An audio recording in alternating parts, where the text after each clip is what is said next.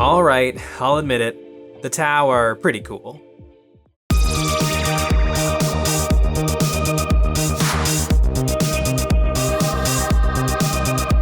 Far from Terra, in the eastern reaches of the galaxy lies the Empire of the Tau. The Tau were discovered by the Adeptus Mechanicus on their lush homeworld known as Tau. At the time, these aliens were just beginning their Stone Age, and the Mechanicus labeled the planet as a non-threat and stamped it for routine Xenos cleansing and human colonization. And if that had happened, that would have been the end of the Tau. They would have been just like hundreds, if not thousands of other Xenos races who meet with the Imperium of Man. But luckily for the Tau, that didn't happen. A century-long warp storm swallowed the colony ships and protected the Tau from further human encroachment. And the Tau did not sit idle during this protective period. They quickly advanced from nomadic tribe to a spacefaring race. And this was all because of some mysterious benefactors, the Ethereals. The Ethereals are remarkable Tau who have near mind control levels of persuasion and leadership, who promote the idea of the greater good. Every Tau is completely devoted to this cause. Industrious does not begin to describe the Tau. Every single citizen of the Tau Empire, from the lowliest worker to the mightiest general, all work selflessly, using their talents to strengthen the Empire in the name of the greater good. According to Tau doctrine, warriors may retire, but no Tau would ever choose to, as their only wish in life is the betterment of their race and to spread the message of the greater good. An entire species working in perfect collaboration, who celebrate science and technology, embrace and ally with other sentient races, and lean on artificial intelligence to further their already considerable abilities. It kinda sounds like they're in the wrong universe, but there is a darker side of the Tau. I'll get into that a little later, but I have begun this journey into the Tau and I want to get some hobby time in to see if these fish goat people really are for me. And later on I have an interview lined up with someone who has much more experience with these blueberries than me. If building models is something you really enjoy, I think a Tau army is right for you. Their kits might be some of the most modular in all of 40k. Their sprues are jam-packed with parts and each Tau is made up of 8 components before you add on any accessories and bits. If you like to tinker, the Tau are right for you. When constructing your Tau, I would suggest waiting to permanently glue the torsos and legs until last, as this will allow you to pose your minis properly. Also, I think assembling with plastic glue is a must, so that you can have some wiggle room to poke and prod your Tau into the perfect poses. That way you can get that long Tau rifle held perfectly straight. If you just went for it with super glue, there's a good chance he would be shooting the sky or right into the dirt. The Tau are more fun to build than I was expecting, as you can really make some decisions with each and every one. You can make each Tau tell a little story. They aren't quick to put together, but they're a modeler's dream. And one last pro tip, glue the ear antennas on last. That way you have a whole Tau to hold on to. If you tried gluing the ear onto the head, it would be like trying to glue a grain of rice to a Skittle. I must say the Tau are beginning to win me over. Perhaps it's time for me to move away from the dark side and embrace the good. You could say, the greater good. From the perspectives of someone just seeing 40k for the first time, Warhammer 40k can look like a classic good versus evil trope universe. The good guys, humans, versus the evil alien invaders, but really the humans of 40k are pretty much a fairy tale and don't resemble the humanity we know much at all. I think there's definitely a case to be made that the Tau are really the human insert characters. A civilization 6,000 years old, a science-based society with no magic powers, just folks exploring space, with nothing but hard work and guns. Lots of guns. I have no doubt that the Tau would see it as the purest veneration of the greater good to subscribe to the EonsOfBattle Patreon. You receive so many incredible benefits, like 3D printable terrain to fill your battlefields, exclusive episodes of Eons of Battle, and weekly Discord hangouts where you can paint along and chat about all things wargaming. The Tau are into that sort of thing. The Tau are often labeled the anime faction of 40k, as they do share some design aesthetics with mecha anime, and they did enter the 40k catalogs in 2001, riding the wave of popularity anime had been experiencing in the West since the 1990s. The Tau are so different from 40k in that their designs are more sensible than most of the other factions. Their tech looks sleek and functional, and their true claim to fame is their battle suits. Most races in 40k have some form of mech, but the Tau do it the best. With their classic XV-88 battle suits, their frontline fighters, the huge gun-toting broadside battlesuits, and the hulking behemoth known as the Riptide battlesuit. And you cannot forget about the lowly Tau infantry, the fire warriors and pathfinders. These foot sloggers make up the grunts of the Tau. The Tau infantry have a unique, restrained aesthetic that I really like. Their helmets have soft, rounded features, and a simple dot that makes up their face gives them a non-threatening, naive appearance. And this is what I want to paint today. I'm making a kill team, and these are going to be my first time laying brush to blue Tau skin. I primed my Tau black with the airbrush, but a rattle can would have worked just as well. I like a dark prime, as I like to work my way up in brightness. I think the Tau can look great in a bunch of different color schemes, particularly bright colors, but for me and my Tau, I'm gonna go with a classic brown scheme from the Codex cover. For my first base coat, I sprayed on a classic brown paint. I drenched the model and then from above sprayed a earth brown. This gave me that mustardy ochre color the Tau are known for. Airbrush base coat is always a magical phase because it feels like you've really made some good progress on the model. But now it's time to get in there with a brush. For the clothing, I used a reddish brown to base coat. The Tau wear alien clothing, but if you need some clothing, we have EOB merch. You can find our cool designs on our website linked in the description below. After the cloth parts were base coated, I used a gray on parts of the weapons. This will make them look much more high-tech. Some parts are metal and some parts are polymer. Then I put black paint on the Tau's cute little spats, and my base coating was done. Pro tip, don't glue your drones together before you paint, but if you do, there is a solution. I masked the dome of my drone with silly putty, then I could spray the inside mechanism and guns with gray through the airbrush. Now it was time for some washes. I applied Agrax Earthshade to my reddish brown clothing and Nuln Oil to the gray bits of the guns. This is the first of 2 wash steps. This one is to add contrast and darken, but later I'll be using wash to pin shade.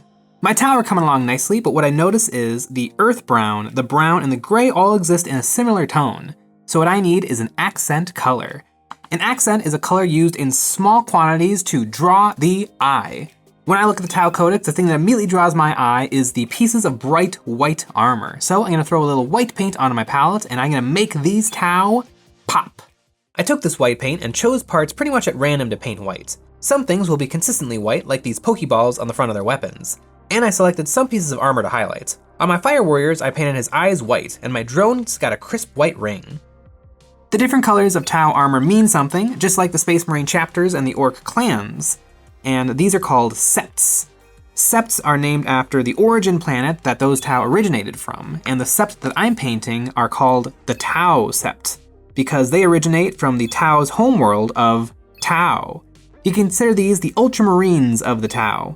But another popular Sept is the Vior La, which is the Tau who wear white armor with red accents. They're considered the more aggressive, hot-headed Tau Sept. And no discussion of the Tau Septs would be complete without mention of the Farsight Enclave, a collection of Tau from many Septs who fight under the command of O'Shava, better known as Commander Farsight. These are Tau renegades, not under the control of the Ethereals, and although traitors to the greater good, these Tau fight for themselves and might be the most honest faction in 40k. The Tau are tricky to paint. I would put them right up there with Genestealer cults and Sisters of Battle in terms of difficulty. They have very small little bodies and lots of little parts that need to be painted different colors. And it's hard to hide behind the classic 40k grimdark aesthetic, as the Tau really shine with a neat and tidy color scheme. I took my red-brown and mixed 2 new colors, a light and a lighter brown. I took these 2 colors and did some highlights on my Tau clothing, starting with the butt. I picked out all the wrinkles and folds with this light brown. Then I finished off with the lighter brown, applying this just to the tips of every wrinkle and fold. Similarly, I base coated the Tau's skin with blue, washed it with Nuln Oil, and then went back to my palette and mixed up a light and a lighter blue, and I used these colors to highlight the skin. I think Tau skin is a little bit easier to paint than human skin because you don't have to worry about the uncanny valley. Nobody knows what an alien looks like, and so however you do it, I'm sure it's correct. But now these models are just about done, now I'm gonna give them a gloss coat. And you're gonna see why in a bit. I gloss coated my Tau. This is a crucial step for getting my last wash right where I want it. This shiny finish will protect my paint and help the wash find the recesses. I will demonstrate on his crotch. I wiped water over the model. This will dry in a few seconds, but leave water in the recesses. Then I loaded up my brush with Agrax Earthshade and dipped it onto the model. The paint will flow through the water and flow right into the recesses. I did this to all his brown armor. This helped push the contrast right where I wanted it. The drone was particularly easy to pin shade. The Tau are a lot cooler than I've given them credit for in the past. They've been around since 3rd edition, one of the latecomers to the Warhammer world. And just like the Necrons and Dark Eldar, they have amassed a loyal fan base that love them for what they are.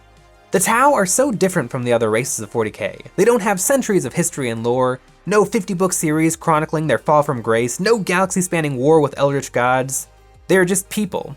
And I want my people standing on epic bases. No model is finished without a proper base, so let's give these Tau their very own Zen gardens. I broke out my Milliput. It's a 2-part epoxy putty. I mixed equal parts of the 2 halves together. I tore off chunks and superglued them down to the base. This will give my bases some natural looking elevation and give my props something to sink into. And speaking of those props, I'll be decorating these bases with bits from a company called Epic Basing. They make epic basing bits. I'm using some tall bamboo, some medium-sized ivy plants, and some small peperoma plants. I glued my Tau feet to the wet putty, but, pro tip, go light on the glue. I like to apply my bits with the Tau in place, but then paint with the Tau off. I took my epic basing bits, applied a drop of super glue, and then squished them down into the soft putty. With my Tau standing in place, I can frame him nicely with foliage and not worry about covering him up too much. This is really fun, you just add stuff wherever you want and it all looks great. Once I was happy with my plants, I ripped off the Tau and smeared on some Vallejo mud texture. It's a really fine texture paste and will help my dirt look like dirt. And my bases are built, now onto the painting. I sprayed the model with a white primer. Then, in peak laziness, I ran some contrast Plague Bearer's flesh through my airbrush onto the model instead of using a brush. Then I sprayed some Army Painter green wash over the bottom half of the bases to give my plants a green tinge. Then, with my plants done, I threw a watered down brown over the dirt, and to darken it further, I finished it off with some Nuln Oil black wash. I reattached my Tau, who fit perfectly, and now I have to deal with the flying stand. Games Workshop flying stands are awful in my opinion. In theory, they are clear, so they're invisible, but they're not invisible. They are big and shiny and glossy with huge bubbles in them. So I want to use this sewing pin. It should be much less conspicuous. I drilled a hole in the center of my base, inserted the pin, and stuck it down with super glue. Then I snipped off just the tip, and I took the old flying stand, inserted it into the drone, and snapped it off. I drilled another hole into the flying stand, and then attached my drone. Now everything is done, the only thing left to do is to paint the rim of the base brown. I have a newfound appreciation for the Tau, but what I don't have is experience. Luckily, I got a chance to talk with Adam from Anvil of War Gaming, a channel and podcast devoted to all things wargaming who has much more history with these space weebs than I do. Hey Jay, thanks for reaching out. So what drew me to the Tau was a combination of their aesthetic, lore, and sort of how that all translates on the tabletop. I've always loved the idea of this Xenos race that's rapidly advancing technologically, jumping in these potent battle suits and throwing a serious amount of firepower down at their enemy. Now, it's no surprise that sort of what the playstyle and army composition that drew me in was a battlesuit heavy list. Dropping in from Mantis Strike, up close and personal, using their plethora of advanced weapons to crush their foe. In previous editions, this sort of was lackluster because ultimately they sort of just fell into this gun line. But I've always liked the idea of them being this highly mobile and dynamic force. I think with the release of the new codex recently, we're starting to see that kind of translated on the tabletop. We're starting to see their lore kind of influencing how they play in the game. And we're already starting to see some really crisis-heavy lists making their way to the top of the tournament charts, and I'm really happy to see that. But just remember, everybody, this is all just for the greater good. Thanks.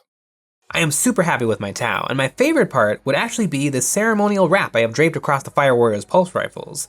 It was kind of a neat little trick, let me show you how I did it. The Tau actually have their own language with a full alphabet, and some absolute heroes have converted it into a downloadable font. So I popped it into Photoshop and got to work making an appropriate mantra for my Tau warriors. Tau rule, orcs rule. I copy-pasted this about a mile long and then got to work duplicating it in many different sizes, as I didn't know exactly what size would fit best, so I figured it's safest just to have them all.